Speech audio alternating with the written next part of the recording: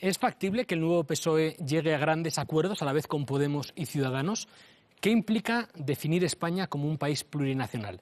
¿Qué diferencias existen entre las 3 amnistías fiscales que hemos vivido en nuestra democracia? ¿Deben dimitir los 2 concejales de Ahora Madrid imputados por malversación? Buenas noches. Empieza el debate.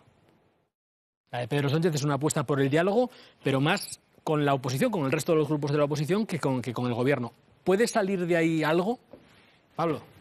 Bueno, Pedro Sánchez sigue allí en 2016, ¿no? En aquel mundo del no es no. No ha evolucionado nada, no ha avanzado nada y, hombre, el error por su parte sería pensar que los demás no hemos avanzado, ¿no? Si el señor Sánchez quiere sumar y quiere avanzar, pues bienvenido. Nosotros llevamos un año trabajando en el Congreso de los Diputados, han negociado unos presupuestos, hoy se ha puesto en marcha un complemento salarial para luchar contra la precariedad de los jóvenes. A esas son las cosas a las que se puede unir el Partido Socialista y, de hecho, sería muy positivo que el Partido Socialista se uniese a los grandes acuerdos de este país, pero desde luego no puede pasar por conformar en los despachos un gobierno con quienes no creen en el euro, con quienes no creen en la lucha contra el terrorismo, con quienes no creen en la unión entre todos los españoles y en un proyecto de país. Yo creo que para gobernar un país es necesario tener un proyecto de país, no una suma de escaños en las cuales, como se vio el otro día, solo te valgan escaños como los de la antigua Batasuna o como los de Compromís o como los de Esquerra. Nuestro objetivo, desde luego, no es ganar a los conservadores en un despacho con votos de este tipo, sino ganarles en las urnas, y para eso hay que conformar un proyecto para España. Yo comprendo que la victoria de Pedro Sánchez quizá les tenga todavía en ese momento creciente de la ola y, bueno, las declaraciones del representante del Partido Socialista diciendo que los partidos de la Cámara tenemos que adaptarnos al nuevo Partido Socialista.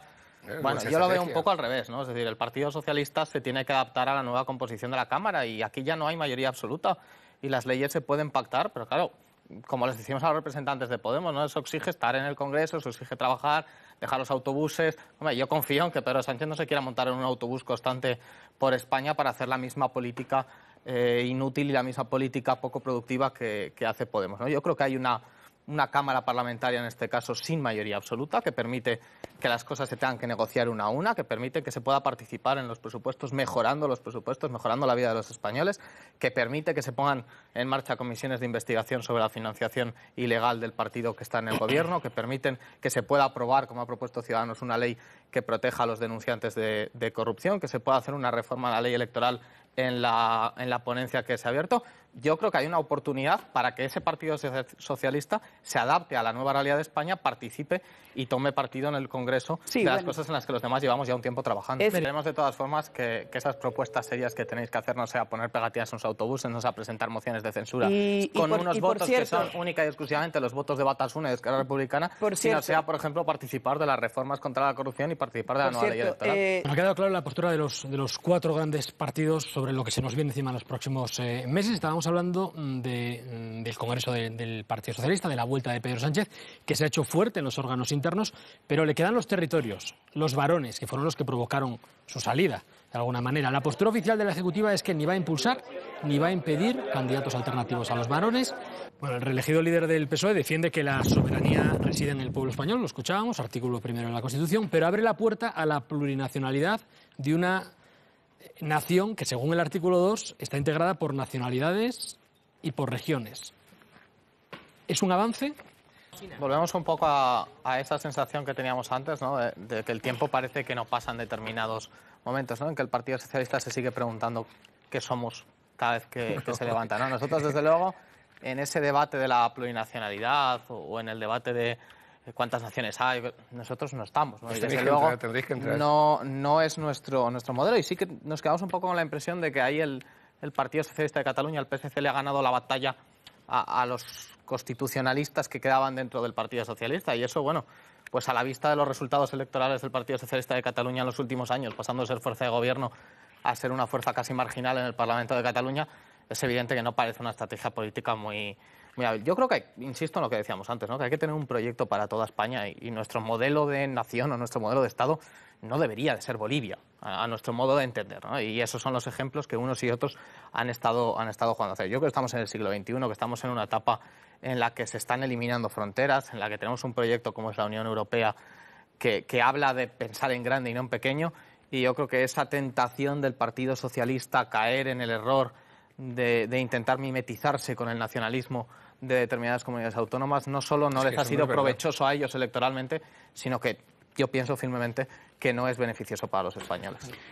Constitucionales o dentro de la Constitución son todos los partidos que están sentados ahí porque si no, no estarían sentados. Claro. Y a partir de ahí dejen de asustar. Pero Andrés, dejen de asustar. También Andrés. Ciudadanos, que también usa constitucionalista, compañeros de Ciudadanos, no existe.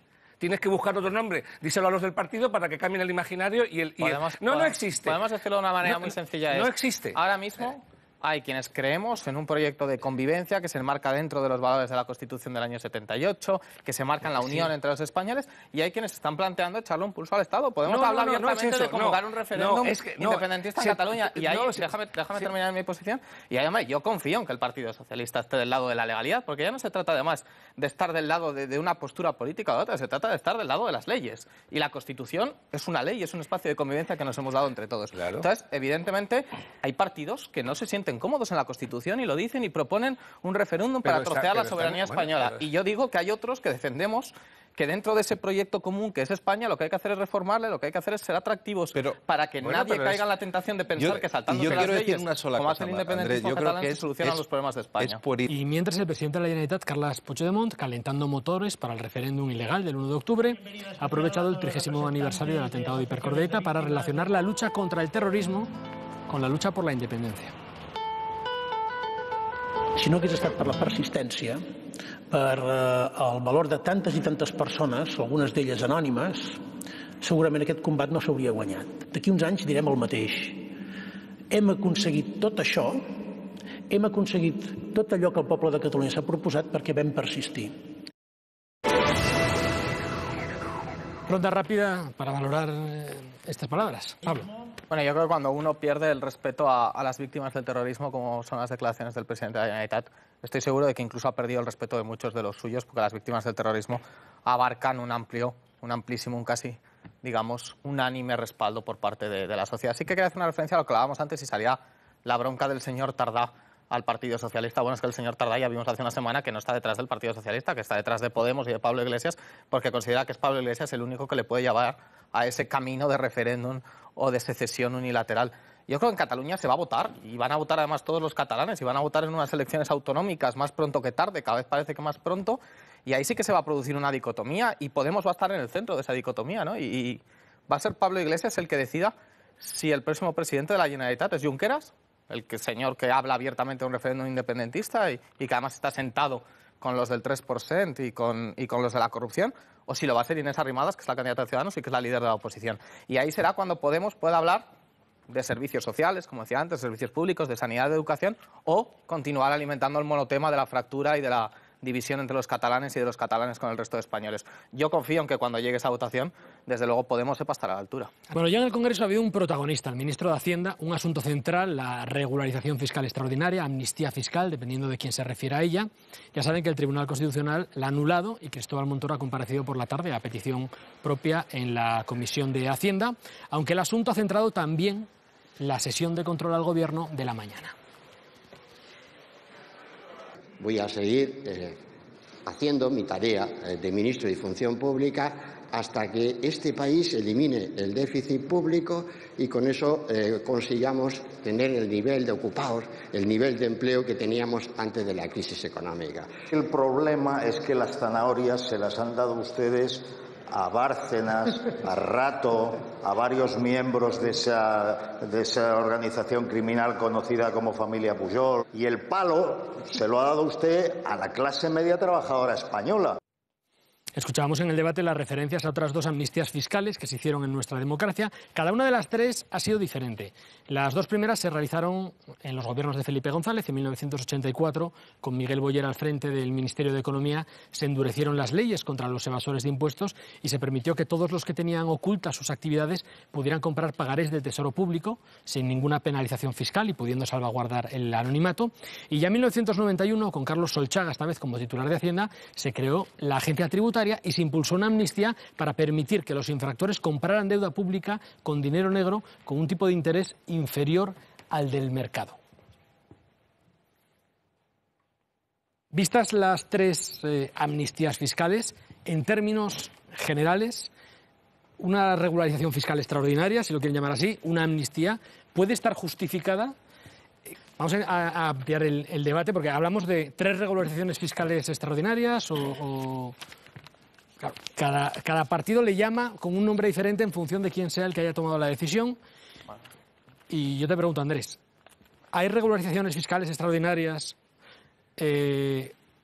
positivas y otras negativas? ¿Algunas están justificadas y otras no? ¿Se pueden hacer bien y se pueden hacer mal? Pablo. Sí que resulta llamativo ese momento en el que el representante del PP ha acusado a la izquierda de inventar términos y luego hemos tenido que escuchar una declaración tributaria especial para ir a hablar de la amnistía a la que se ha cogido Rato y compañía, ¿no?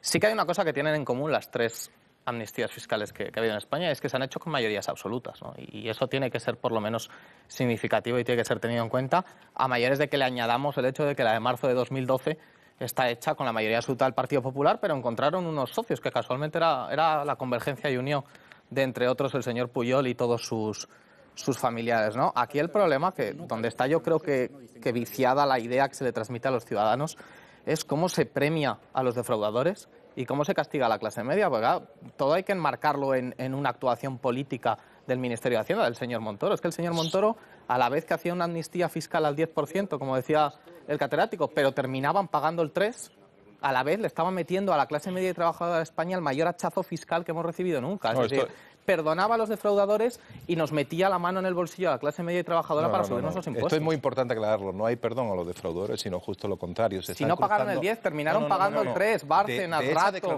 los Pujol, toda esa gente se termina cogiendo a un tipo inferior incluso al de la amnistía fiscal. De esa declaración tributaria especial de marzo del 2012, que se hace en condiciones muy difíciles para nuestro país, porque el país estaba en quiebra y no rescataba. Es que a lo mejor si toda la gente que se acogió no hubiese robado, no hubiese estado en dificultad económica. El Partido Socialista, en su gestión fantástica de Zapatero, había dejado déficit oculto. Había que recuperar el país y se hizo en esas condiciones. Y había que recuperarle destrozando a la clase media y trabajadora y perdonando a los defraudadores. Muy importante. Es que la catadura moral de este acto es muy difícil. Te quedan 2 minutos y 2 Me parece muy importante este acto. Todo se está investigando por la agencia tributaria. Se están cruzando los datos. Y a la prueba me remito. Todas estas personas que tú mencionas están encausadas e investigadas. Por tanto, la justicia funciona y con contundencia. La justicia brevemente algo que añadir. Lo primero, una pregunta, que es ¿en qué momento debe dimitir un cargo público? Hace un tiempo el Partido Popular y el PSOE se inclinaban por el momento de la apertura del juicio oral. Acabaron imponiéndose las tesis de Podemos y de Ciudadanos de que debía ser en el mismo momento de la imputación, si era por corrupción política, por prevaricación, malversación de fondos. Pero este argumento ha dado un giro en las últimas horas. Ha sido en el momento en el que 2 concejales del equipo de gobierno de Manuela Carmena, en el Ayuntamiento de Madrid, Carlos Sánchez Mato y Celia Mayer, han sido imputados, investigados, se dice ahora, por encargar 2 informes jurídicos externos que costaron 100.000 euros para denunciar los contratos del Open de tenis en el Ayuntamiento. Los concejales ya han dicho que no van a dimitir. Buenas tardes. Qué ilusión. Mary, ¿por qué no van a dimitir? ¿Está justificada la decisión? ¿Hay 2 varas de medir? Sobre qué hablar. 2 preguntas. La primera, ¿deben dimitir? Sí. La segunda, ¿hay distintas varas de medir? Claro. Hombre, está la vara de medir de los partidos políticos, en este caso, hasta ahora era del Partido Popular y del Partido Socialista, pero se une a ello Podemos, sobre si la persona imputada por un delito de corrupción es tuya o del contrario, ¿no? Y es que aquí a ninguno nos cabría duda que si esto estuviese sucediendo en cualquier otro partido político, el señor Pablo Iglesias ya hubiese considerado a estos 2 concejales los malos malotes de la clase, ¿no? Y sin embargo ahora pues me envía a sus representantes públicos a tejer una especie de coartada. Hay 2 varas de medir, la de Pablo Iglesias y la de Manuela Carmena. Es decir, la de Pablo Iglesias cuando salta el escándalo y la del código ético de Manuela Carmena en el Ayuntamiento de Madrid. La realidad es que están investigados, están llamados a declarar por un delito de corrupción política y evidentemente, ¿por qué se genera esta duda sobre si deben dimitir o no? Porque Ciudadanos no ha investido a una alcaldesa de Podemos en Madrid, porque allí donde Ciudadanos es decisivo para formar un gobierno, para investir un gobierno, nadie duda sobre que un imputado se tiene que ir y se termina yendo. Se puede terminar yendo en 12 horas o se puede terminar yendo, como en el caso de Murcia, arrastrando los pies durante 2 meses, ¿no? Pero la realidad es que los imputados se terminan yendo. Parece ser que luego, cuando uno pasa el tiempo, cuando ya el cambio populista empieza a ejercer en las instituciones, se termina viendo, 1, que hay corrupción y 2, que los adalides de la regeneración no lo son cuando tienen los casos dentro de su propio partido. Se nos acumula el tiempo. Bueno, yo creo que sí que hay que hacer una reflexión sobre el tema de la presunción de inocencia, que nadie la está poniendo en tela de juicio. Es decir, una cosa es el concepto jurídico de la presunción de inocencia y otra cosa es que, por ejemplo, en Ciudadanos opinemos que una persona que ha sido imputada por un delito de corrupción política empaña el funcionamiento de una institución y, por tanto, en lo que se defiende, en lo que va a un juzgado y se decide si es culpable o es inocente, si ese partido político al que pertenece esa persona ha tenido que pactar con Ciudadanos, esa persona se tiene que apartar para apartar a su vez la sombra de las sospechas. Son dos conceptos jurídicos, pues pero yo creo que tenemos que profundizar precisamente en el hecho de intentar que lo que prime, sea el hecho de que la sospecha no esté encima de los pacto con el PP se convirtió en una cuestión de anatomía, ¿no? A ver si se metía la pata o se metía la mano, era corrupción o no. Pero bueno, tenemos que ir bajando las persianas, pero antes un asunto más, una imagen que hemos visto en las últimas horas en la Audiencia Nacional. Hemos visto comparecer como testigos a 4 ministros de los gobiernos de Aznar: Ángel Acebes, Jaime Mayor Oreja, Rodrigo Rato, Javier Arenas, que acudían al macrojuicio de la Gürtel a petición de Luis Bárcenas. Los 4 han asegurado que el extesorero del Partido Popular era un simple contable y han descargado la responsabilidad de la financiación del partido en esos años a Álvaro Lapuerta, que no se sienta en el banquillo por motivos de salud. Un último comentario sobre el asunto. Pablo. Bueno, es que el caso Gürtel ya es el caso PP, ¿no? Y esas ramas de corrupción individuales al señor Rajoy ya se le entrelazan. Ya no puede sostenerlo más. Yo creo que lo que demuestra, el señor Rajoy va a tener que ir a comparecer al Congreso de los Diputados para explicar por qué en su partido terminamos jugando siempre con las mismas fichas. Porque hay muchos casos de corrupción, hay muchísimos casos de corrupción, pero en el fondo las caras son conocidas. Es decir, son 3, 4, 5, 6 personas que eran los dirigentes del Partido Popular. Pero para esto hay que trabajar. Es decir, ya lo que hablábamos un poco antes, ¿no? Para llevar al señor Rajoy a una comisión de investigación en el Congreso de los Diputados no puedes estar dando vueltas en un autobús o no puedes estar diciendo que no es no a pactar con los demás.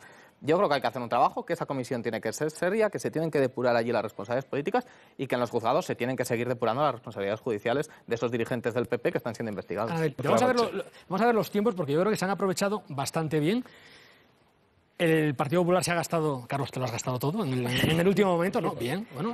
Alusiones mandan. Efectivamente. Mary, te han quedado 26 segundos. Oye, para ser el primer día los has distribuido bastante correctamente. Pablo, 26 segundos, también bien medido. Y Andrés, que suele dejar siempre ahí un tiempo, un remanente, ¿no? Por si a última hora sucede algo, ¿no? Esos 55 segundos, que sabes que te los envolvemos y te los mandamos. Como hablo más rápido me cunde más. Efectivamente, claro. O sea, aquí no se trata tanto de hablar más, sino de decir más. En fin, gracias a los 8, gracias a todos. Hasta aquí este espacio de reflexión que intenta entender la realidad con algo más que un par de titulares. Hoy hemos escuchado las voces de 8 de las personas que más saben sobre los asuntos que hemos abordado. Queda, como siempre, la voz más importante, la suya. Gracias por su atención y buenas noches.